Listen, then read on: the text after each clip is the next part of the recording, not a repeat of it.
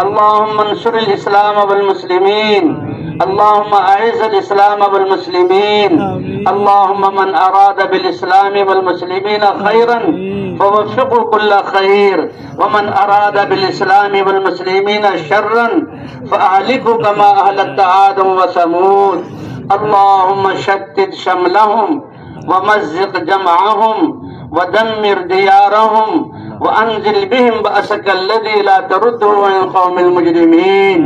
اللهم أحينا ما كانت الحياة خيرا لنا واجعل الحياة زادة لنا في كل خير، وتوفنا إذا كانت الوفاة خيرا لنا واجعل الوفاة حفاظة لنا من كل شر يا أرحم الراحمين. لا إله إلا الله الحليم الكريم.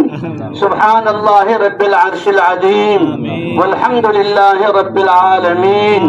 اللهم إنا نسألك موجبات رحمتك وعزائم مغفرتك والغنيمة من كل بر والسلامة من كل إثم.